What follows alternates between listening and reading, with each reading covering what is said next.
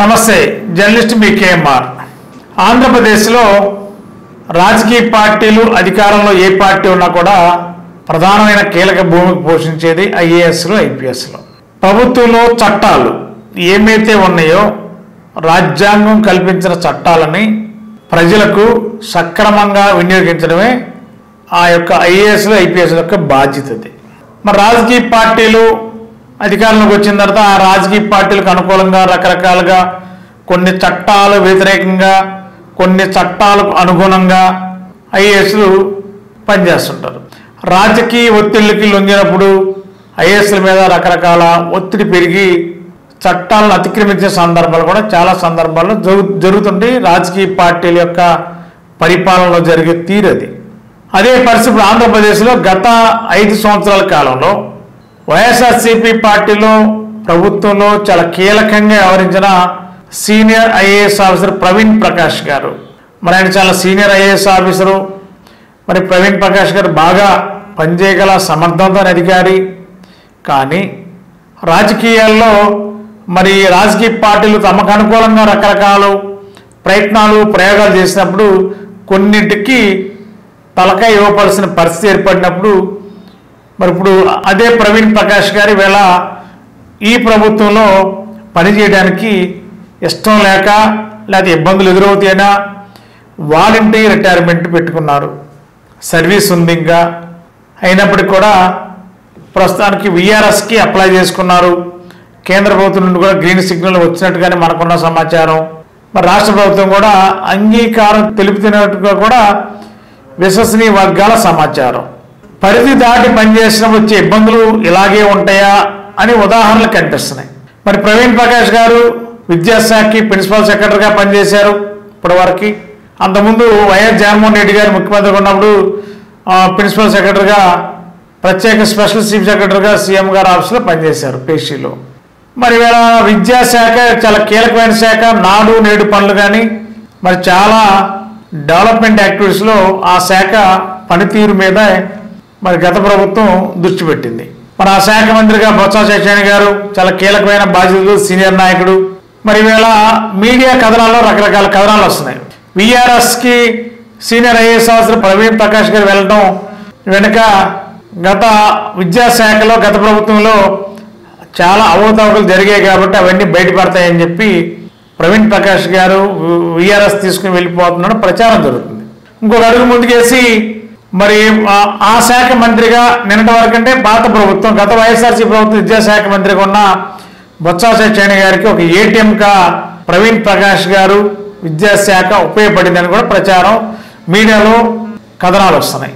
మరి ఐఏఎస్లు కానీ ఐపీఎస్లు కానీ పరిధి దాటి కొండ పనిచేస్తే అర్ధాంతరంగా రిటైర్మెంట్కి ఇంకప్పటికీ కూడా వాలంటరీ ఇస్తుందా?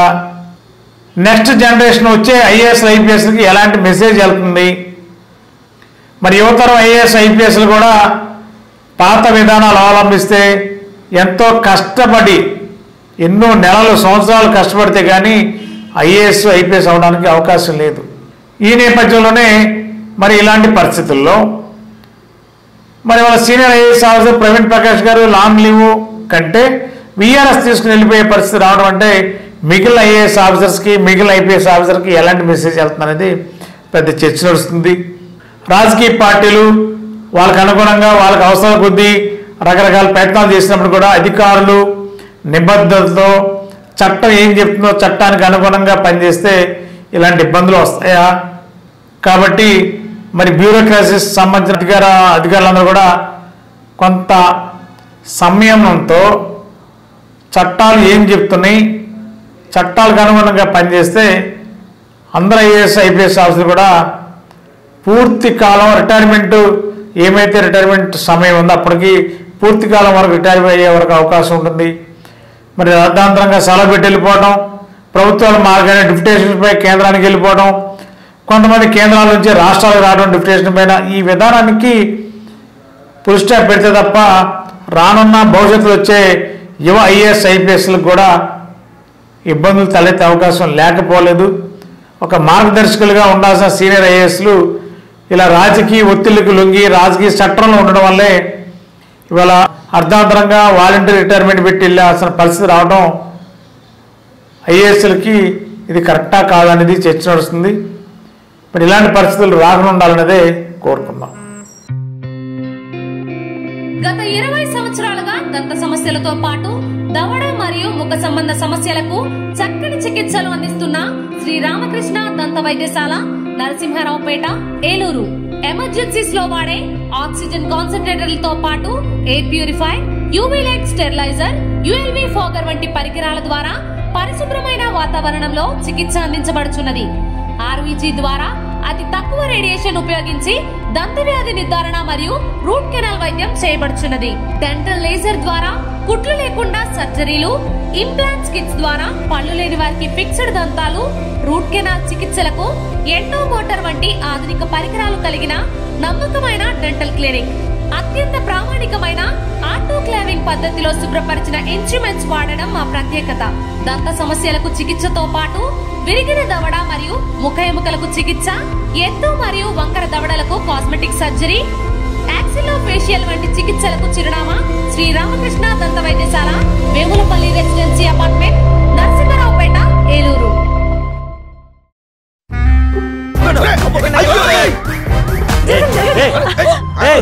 ఏంది మామ, ఒక సీటు కూడా ఖాళీ లేదు. వీళ్ళందరినీ మాయం చేసి మ్యాజిక్ ఉంటే బాగున్నావు. నా దగ్గర కేజీ మ్యాజిక్ ఉంది. జీవి మాల్ లో ఆషాఢం కేజీ సేల్. జీవి మాల్ ఆషాఢంలో కేజీ సేల్ అంట. మహిళలకు షాపింగ్ తో మగాళ్ళకి సీట్లు ఫ్రీ అయినరా. ఏవండి, జీవి మాల్ కు వచ్చేయండి షాపింగ్ బ్యాగులు మోయడానికి. జీవి మాల్ చలో చలో కిలో కిలో.